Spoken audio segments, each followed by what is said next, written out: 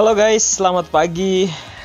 Saya akan coba untuk lagi-lagi mereview beberapa profil saham dan kita bisa melihat fluktuasinya seperti apa dari saham yang akan saya review pada saat ini.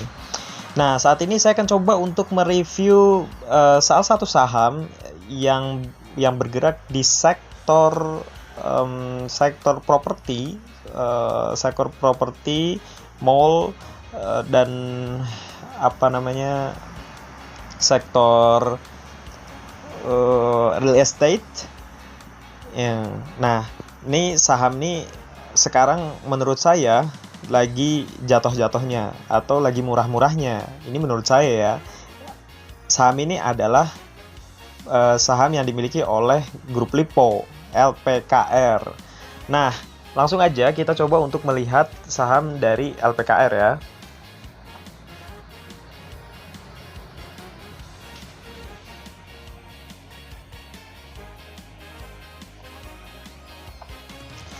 Nah, perusahaan Lipo Karawaci ini adalah salah satu perusahaan yang bergerak di bidang properties and real estate.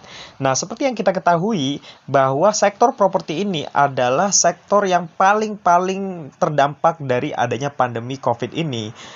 Dan hal itu diperparah dari adanya GCG atau bad news yang terjadi pada grup Lipo ini dari beberapa tahun terakhir. Nah, itu sebabnya grup Lipo ini semakin tahun dari tahun 2017, 2018 itu yang tertinggi kalau nggak salah 2017, dia turun sampai harganya sampai sekarang itu jatuh banget gitu. Dan menurut saya ini adalah saham yang patut untuk dilirik, untuk diakumulasi sedemikian rupa sehingga portofolio kalian itu diisi oleh saham-saham yang bisa dijadikan multi bagger untuk kedepannya. Nah, kita lihat bahwa secara company history LPKR ini sudah lama listing di Bursa Efek, yaitu pada tahun 1996 dengan harga IPO yaitu 3.250 perak guys. Nah, kita lihat shareholders composition-nya, di mana PT Inti Anugrah Pratama adalah sebagai pemegang saham pengendali yang memiliki 27%. Sedangkan masyarakatnya yaitu 46,21%. Dari segi ini kita bisa melihat bahwa perbandingan kepemilikan sahamnya masih oke lah ya, masih kurang dari 50% itu masih menurut saya masih oke dan masih sehat. Dan itu yang kita bisa lihat dari profil Lipo Karawaci ini. Kita lihat kita lihat fluktuasi sahamnya ya.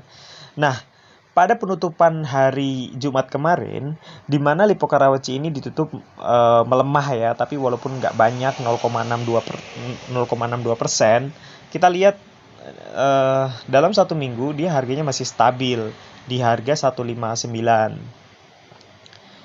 Nah, dari bulan Agustus kemarin itu harganya selalu naik ya. Saya nggak tahu apakah ini bisa menjadi tanda-tanda bahwa Lipo Karawaci ini bergerak ke arah bullish ya. Nah, kita lihat 3 tahun ya. Nah, sebelum adanya pandemi dia di harga 233 guys. Kalau kita lihat 5 tahunan, nah itu dia tuh.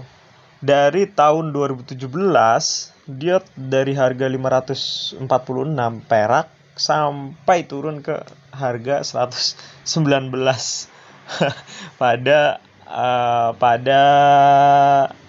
awal mula pandemi. Nah, itu menurut saya menjadikan Lipo Karawaci ini salah satu saham yang bisa dilirik untuk diakumulasi guys. Kita lihat analitiknya ya. Secara 5 tahun terakhir, dia performance harganya itu turun 67%. Itu artinya untuk naik ke harga semula, dia harus membutuhkan sekitar 120% atau sekitar 200% lah ya. Nah, kita lihat dari volumenya, dari volume dengan satuan lembar saham masih dinominasi oleh domestic buy. Itu juga menjadikan saham ini oke buat dilirik ya. Nah, sedangkan pembeliannya domestic buy sebesar 12,9 miliar pada hari kemarin. Kita lihat secara finansialnya.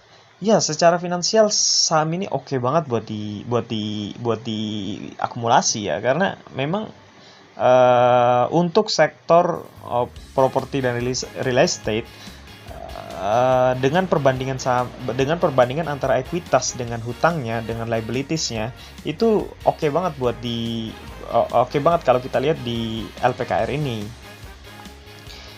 Secara tahunan juga oke, dia stabil antara ekuitas dan liabilitasnya, tapi pada bulan Maret bulan Juni memang karena PPKM jadi liabilitasnya lebih tinggi.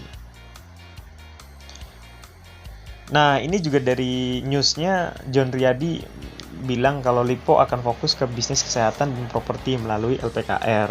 Ya, karena ke depan mau apa lagi selain sektor kesehatan dan sektor properti ya. Karena kita masih negara berkembang, orang masih butuh untuk memiliki rumah dan lain sebagainya. Mari kita lihat secara key statistiknya. Hal yang paling penting di dalam key statistics adalah mengetahui apakah saham ini masih murah atau masih mahal valuasinya. Nah, kalau kita lihat pendapatan di tahun 2018 itu 30 per lembar saham EPS-nya. Itu artinya menurut saya saham ini dengan harga yang cuma 150-an ini itu oke banget dengan EPS yang segini ya. Nah, kita lihat ya kalau misalnya secara fundamental memang perusahaan ini masih merugi guys, karena memang sektor properti sangat terdampak sekali di pandemi ini. Nggak ada sektor properti yang yang nggak rugi sama sekali di masa pandemi ini. Semuanya pasti buntung banget lah. Kita lihat valuasinya. Ya karena net profitnya tadi minus, PER-nya juga jadi minus. Dan kita lihat PBV-nya oke banget ya, 0,6. Ya, saya sebenarnya sudah akumulasi saham ini, tapi saya juga akan akumulasi lagi untuk averaging down kalau memang saham ini akan turun lagi. ROA-nya semuanya minus karena net profitnya minus. Secara likuiditas 241%. Untuk sektor real estate dan properti ini masih tahap wajar. Jadi saya masih oke banget buat akumulasi saham ini, guys. Nah, ini yang paling penting adalah yang sering orang selalu pikirkan, apakah si perusahaan ini bisa membagikan dividen. Nah, si Lipo ini dia di tahun 2018, 2016, 2017 pernah membagikan dividen. Itu artinya dia memang yakin banget bahwa perusahaan ini bisa memberikan laba yang oke ke depannya, dan dia yakin dia memiliki surplus sehingga dia bisa memberikan dividen.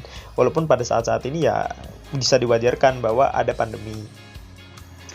Oke, gitu aja. Jadi kesimpulannya saya pikir saham ini layak untuk dilirik ya, layak untuk dirilik dan layak untuk diakumulasi dan dijadikan investasi jangka panjang. Karena sektor properti ya kita harus nunggu dong bagaimana sih perkembangan sektor properti dan GCG-nya seperti apa dan lain sebagainya. Oke, gitu aja. For watching. Bye.